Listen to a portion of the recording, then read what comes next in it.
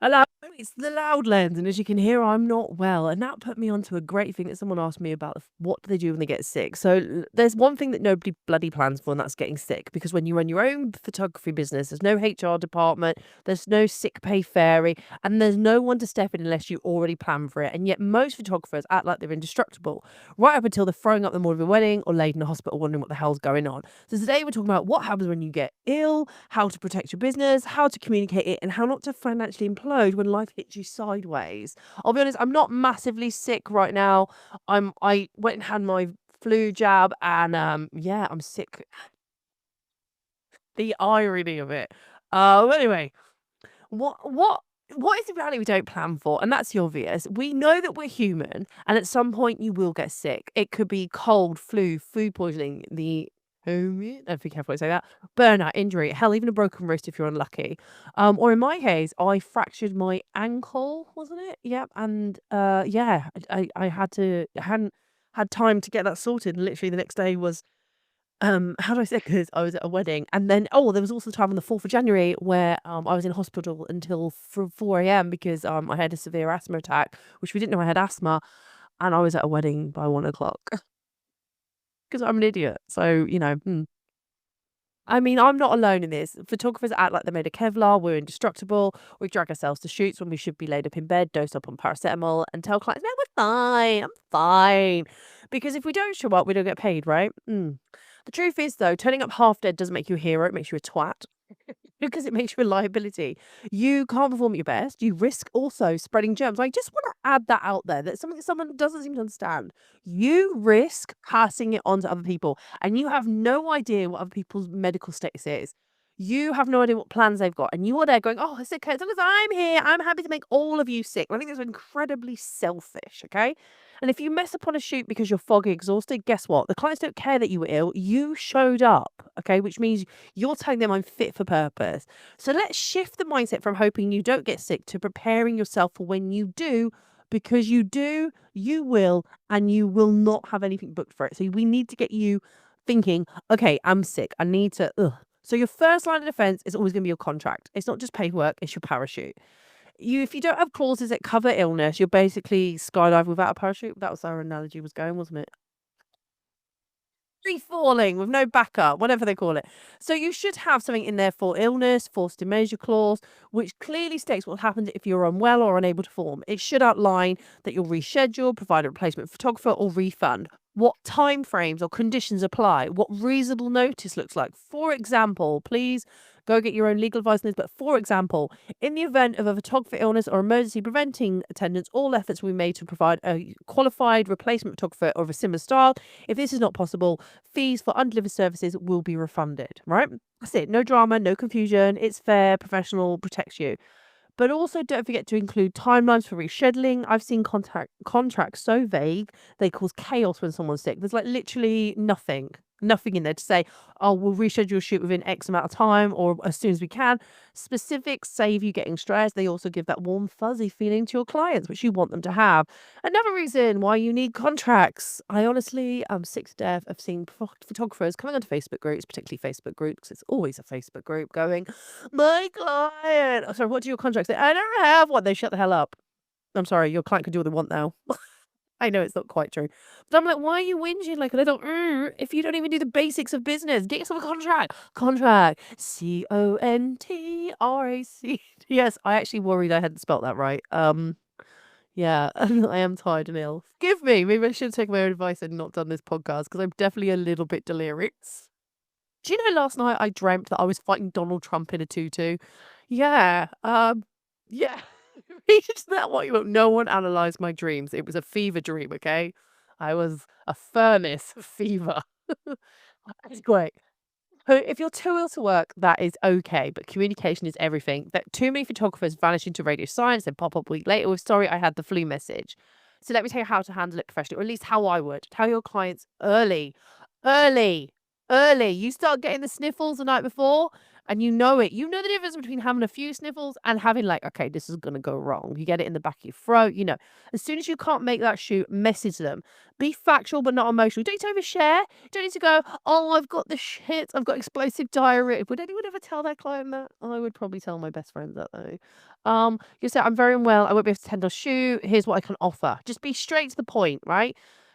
You don't need to you just don't need to divulge too much information, all right? You don't have to say, "Oh, I'm sorry, I got absolutely hammered last night and now I'm leaking out of both ends, so I can't be at the." Please let me remind you that I am ill myself right now doing this. So if you hate me for what I'm saying, that's perfectly acceptable. I should have told you I was unable to do a podcast. Anyway, so offer a solution immediately. People don't panic if they have options, all right? Keep templates ready, pre-write illness communications if you're not good at crafting them, and definitely keep out of the emotional essays, all right? We don't need that. We don't need a feverishly written one, okay? You can even have it as you're out of office, email ready for situation. Thanks for your message. I'm currently unwell and will respond as soon as I can. If your inquiry is urgent, please contact trusted contact, your assistant's name. Thank you for patience. Professionalism, calm and clear. People don't need gory details, they need reassurance. And I'm gonna put it here now. Like, I have an assistant, her name is April. I also have an assistant, Sarah. They work April, it more works when I'm overseas because she does a lot of my overseas help and stuff. And her name is she's just an amazing. She's the Proficient PA, which is such a great name. And she really is. By the way, she's available for hire. And I also have Sarah. Sarah is just a friend of mine who does admin for me ad hoc. And she's not looking for any more business. She just likes doing mine. So I can't advertise Sarah, but she does a lot of my stuff for me. And it's really good to have an assistant so they can kind of be the buffer. But also, when you're ill, you need to sleep. You cannot be on your phone. Okay. Professionalism, keep it calm, clear. Clients don't need gory details. They need reassurance. Now, when it comes to weddings, we do need to touch on that because weddings are where I would say we need to be very careful about how we do this. A lot of people, there's a lot of emotions in weddings. If you don't show up for a wedding, people can get really upset. So let's talk about. Talk about the backup plan. Build a network of trusted photographers you can call if you're too ill to shoot. You could even do mutual cover agreements. If either one of us sick, will step in at agreed rate because this is where community matters. But don't just assume someone will step in out of kindness. Put it in writing. Make sure they understand your shooting detail, how to communicate with your clients, how to transfer it, and prep your workflow and client notes. So it's in your contract that if you're too sick to go to that wedding, they know someone's going to step in. All right. Because if your entire system lives in your head, you're screwed. So you need to make sure the photographer that you're using to replace knows what you're doing. All right. And it, when it comes to weddings, people get very emotional. So it's really clear. You have to be really clear, and I mean it really, really clear about what you're doing because you need that bride, that groom to feel warm and fuzzy. Okay. So don't, and it happens, people get sick. There's even Facebook groups for emergency cover photographers. You can jump in there. But me, I like to have my little group of people already. Okay. Now, I'm going to talk about finances. Now, obviously, you can go speak to your own financial advisor, and I can talk about it from my own financial point of view. So, I do think financial protection is something that a lot of creatives overlook, and they ignore it until it bites, and then you're like, oh my god, I need to set my GoFundMe because I'm trashed, right? So, you need financial buffers and systems to stop you spiraling when you can't shoot. So, this is what I have. Okay. I currently have an emergency fund of at least 1 month's business expenses saved in a little account. It's not glamorous, but it does allow me to have that if I ever need it. And it's there. It's just to cover in the event I can't work. Okay. I also have income protection insurance and critical illness cover. They're not cheap, but they are lifesavers if I'm out for weeks. And as somebody who got really sick in January, there was a time when I didn't think I could work for a while because my lungs were really, really bad. You can sometimes hear it when I'm talking to you guys. And if you find my old TikToks, you will see how bad my lungs were getting. And I was a bit worried. Luckily, I had that insurance. So if it did go down that route, I was protected. I do pay it. I don't think of it as a bad thing. It is able to be deducted from my insurance, called my accountant. So, sorry, for my taxes, called my accountant. So I do it that way. I have it in place. And I know people go, oh, it's another expense. If you're concerned about expenses protecting your income, you need to raise your income. So that means raising your prices. This is what it means to be in business. I'm sick to death of people going, no, I can't afford that. I can't afford it. No, you can't afford it now on the prices that you've got. Okay. This is why I started this podcast, this was about running a business. This was about doing things effectively. This was about understanding the reality of running a business. Okay. We do not we cannot just sit there blasé thinking, "Oh, it'll never happen to us. It will never happen," because you know what? It will. And when it does, it will hit you hard because you are not prepared. Okay? Also think about retainers and payment structures. Don't rely solely on shoot day equals pay day, okay, or payment made. Build reoccurring or retainer income. I always have what's called a booking retainer. If you want to shoot with me, you need to you need to retain my services for that day. So I have it. I don't use deposits. I do booking retainers, okay? I even have other types of income that can come in where I'm not required to be in front of somebody. So if I'm sick, I don't have to be there. So sometimes that is I do editing for other photographers. I license off my images. I even do mentoring online. So even if I'm sick, I can still show up that way, even if it's just on emails. I also diversify my income, which I know you hear that is clickbaity everywhere all over social media because it is, but you need to get on it. Excuse me, coughing 'cause I am sick. Passive or semi-passive streams like print sales, digital guides, education, because I'm not solely dependent on me physically working, all right? And for the love of God, please register as self-employed properly so you can at least look at if there's any allowances. This is obviously for the UK, I'm trying to talk to you. There might be some allowances you can get if you're in the UK on long-term sick. Like you actually this is why I get so annoyed when people say, "Oh, I'm not registered." I'm like, "Why are you not registered? What is so scary about registering and doing it legally?" We go on and on about how people are tax dodging and doing all this stuff, yet we ourselves won't do it. Like, I'm gonna go on a rant because I'm tired, and I'm gonna go on a rant, and I don't want to go on that rant. But you complain about the system not benefiting you, but you're not paying into the system, so there's more money to go around to benefit others. Yeah, I'm ranting, and I'm gonna lose followers. By the way, this is a great time to go, "Hey, Khandie, I love your rants, your fever dreams, especially that one about Donald Trump and you in a tutu." I'm going to click follow. I'm going to subscribe to this podcast because, girl, you are talking my kind of dream. So, yeah, do it that way. Okay. I mean, I've already told you that you need to have a backup plan with trusted photographers. Okay. You need to have it in there. But also, something that really, really hit me hard. And I know I'm not alone when I say this. It's that guilt.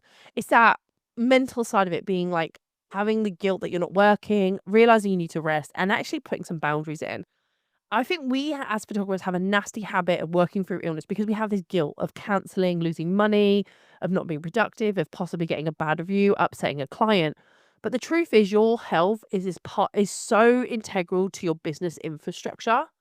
So if you burn out or collapse, you're not protecting your clients and you are risking your reputation.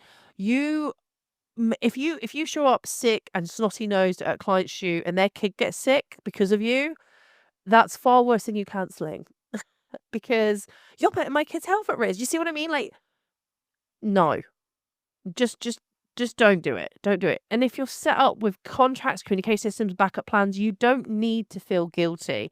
You're running a professional business that can withstand a human moment. Rest isn't a weakness, it's maintenance. And I mean this from the boundary perspective. And I think everyone needs to put boundaries in, okay?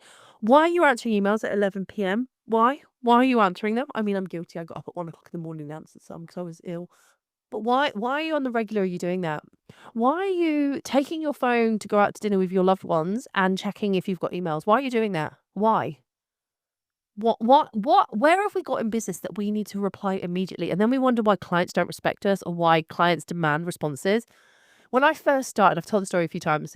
I started wedding photography back many, many years ago, pre Donald Trump tutu dreams.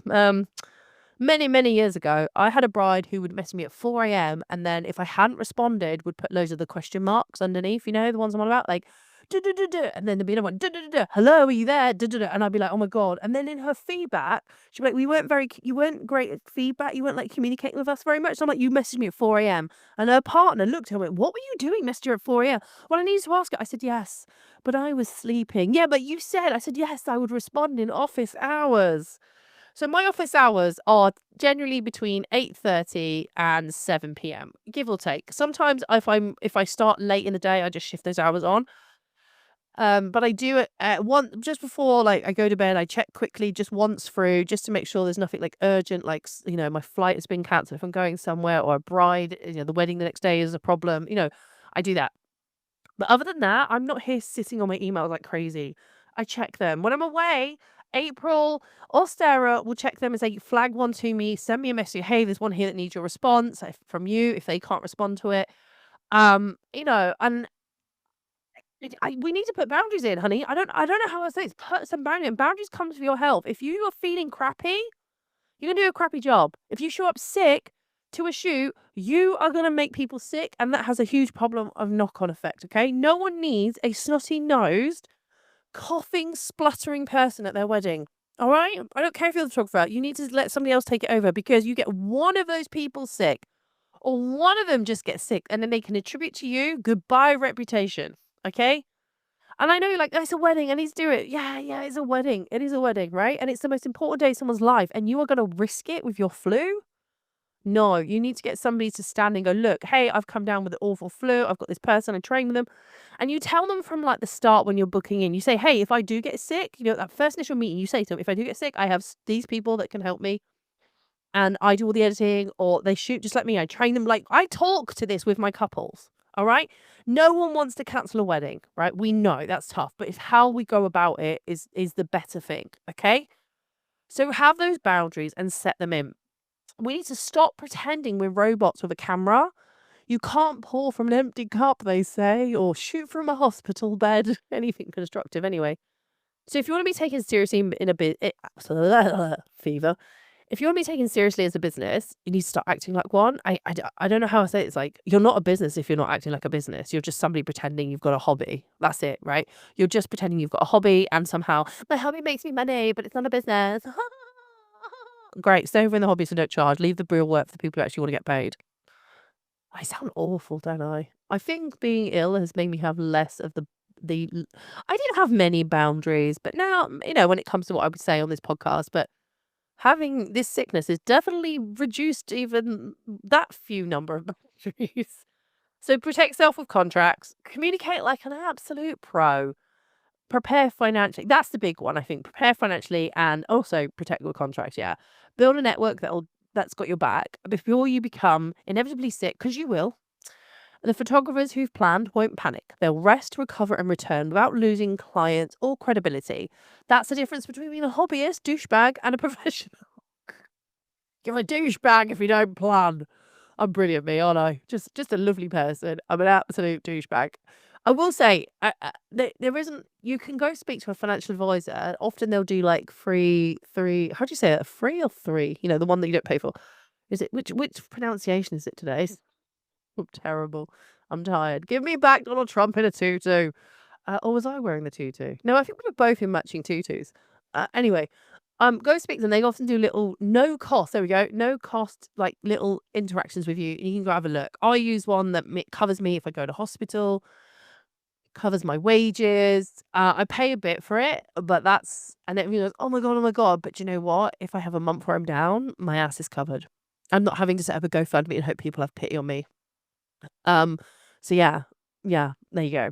So this episode has made you rethink and perhaps go, my contract needs a little tweaking. That's the point, okay? I am now going to go back to bed because your girl is poorly. I literally got the idea for this podcast because I was too sick to do anything today. Luckily, I've got no shoots today. It's an admin day.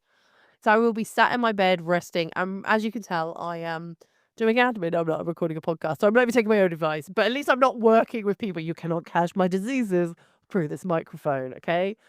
Okay, so don't forget to follow The Loud Lens on Spotify. Jump onto YouTube because we do go onto YouTube as well. And I have loads of YouTube videos on there you can go watch. Share this one with your mates who think they'll never get sick because trust me, they will. And until next time, I'm Khandie Rees. And I'm going to go off and sleep now. Anyway, take care. Love you. Appropriately, obviously. Yeah. You're great, I'm sure.